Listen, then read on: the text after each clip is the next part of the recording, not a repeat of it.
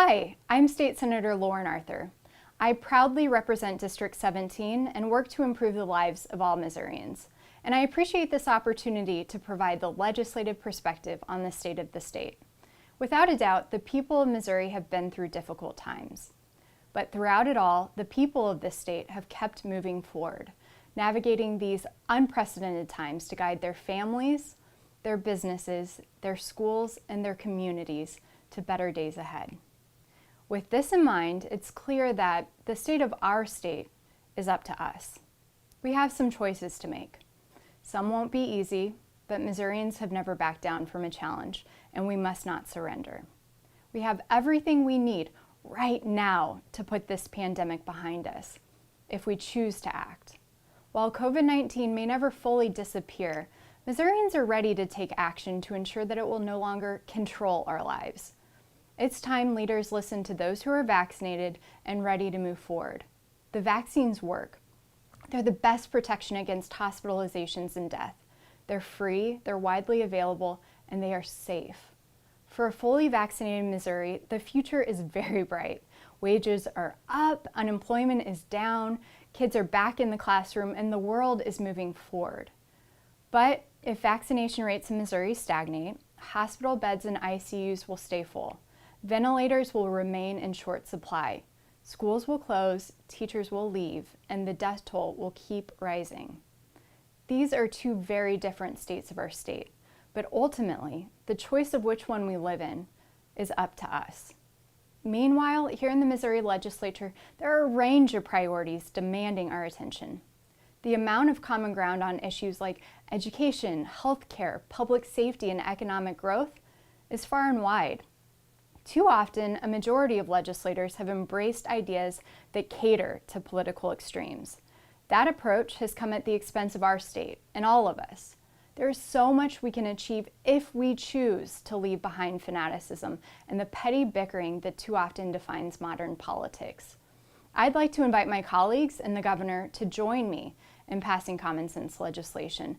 That's what a majority of Missourians expect, and it's what our constituents deserve. Because my caucus and I are here and we're ready to work for safer communities, stronger schools, affordable health care, and an economy that benefits everyone. We are united and ready to stand against legislative attempts to restrict voting rights, gut classroom funding, wrap healthcare in red tape and higher costs, or undermine our economy by shifting the tax burden to working families and weakening workers' rights.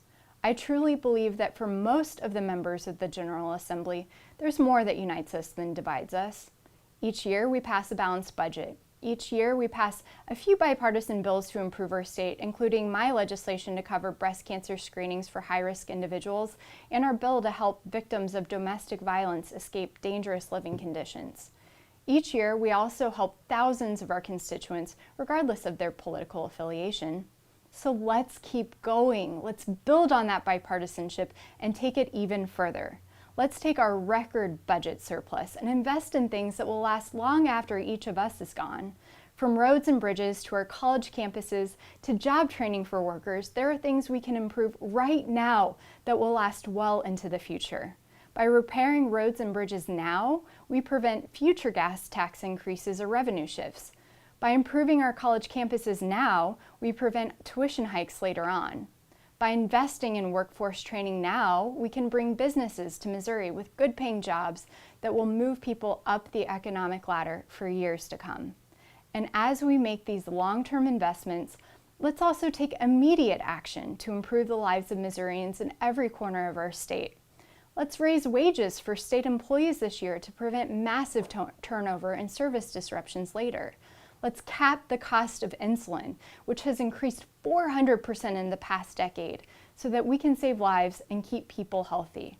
Let's expand early childhood education to help more kids start school ready to learn and to help parents return to the workforce.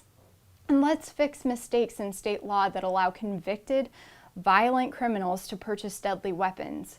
Because we can protect our law-abiding citizens' Second Amendment rights while also reducing the gun violence that has torn apart families and communities throughout our state.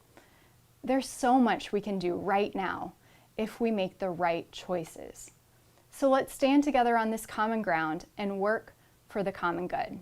Let's find the courage to make certain that the state of our state is and will be one of prosperity, where every Missourian is healthy, safe, and successful. Let's move Missouri forward. Thank you again for this opportunity to share the legislative perspective here at the outset of 2022. Now let's get to work.